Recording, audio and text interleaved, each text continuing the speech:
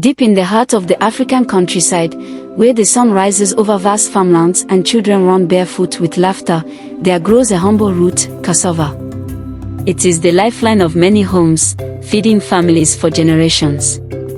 But today, we follow its incredible journey, from a simple tuber to a golden delight known as the cassava flakes, or better still called GARRI.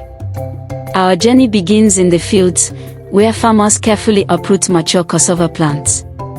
The roots are thick, white, and starchy, a sign that they are ready. With a machete in hand, they chop away the leafy stems, leaving behind the tubers that will soon be transformed. But before we can enjoy that crispy, golden cassava flakes, this raw cassava must go through an intense process. And trust me, it's not as easy as it looks. Once harvested, the cassava is taken home, where a group of skilled hands gets to work. With speed and precision, they peel away the rough outer skin, revealing the soft, white flesh inside. This part is crucial because the skin contains toxic compounds that must be removed. After peeling, the cassava is washed thoroughly to remove dirt and unwanted particles. It must be clean and fresh before the next step. Next comes the grating. In the old days, people used rough stones or metal sheets with holes to crush the cassava into a soft pulp. But today, powerful machines make the work faster and easier. The grated cassava is moist, almost like mashed potatoes, but its journey is far from over. Now, it's time for nature to do its magic. The grated cassava is packed into sacks and left to ferment for a couple of days. This step is critical. It removes harmful toxins and gives cassava flakes its signature taste. The longer it ferments, the stronger its sourness. Some prefer mild cassava flakes, while others love it extra tangy. After fermentation, the cassava is still too wet. To fix this, it is placed under heavy wooden or metal presses, squeezing out every last drop of moisture.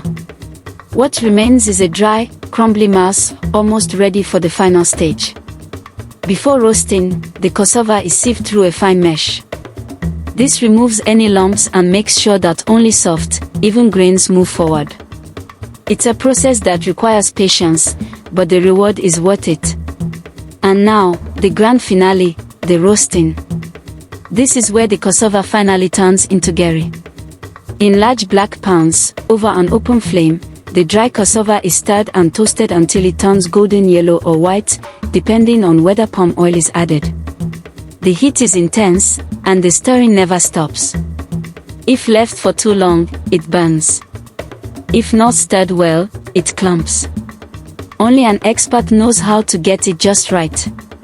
After hours of roasting, the cassava flakes is left to cool, filling the air with a rich, roasted aroma. The texture is perfect, light, crispy, and ready to be enjoyed. Finally, the cassava flakes is packed into sacks and sent to the markets, homes, and food stalls. Some will eat it crunchy, soaking it in cold water with sugar and milk. Others will turn it into a steaming hot EBA, paired with delicious soups. From a humble root to a household favorite, cassava has completed its incredible transformation. Every grain of the cassava flakes carries the sweat of farmers, the skill of processors, and the love of families who enjoy it together. And so, the journey of cassava to GARRI continues, feeding generations, one bowl at a time. And that, my friends, is the magic of how cassava is being processed into what you know as the cassava flakes, or better still you can call it the African way, GARRI. Thanks for being patient and staying till the end of the video. Please do well to subscribe and turn on your notification bell for more videos. Thank you and bye.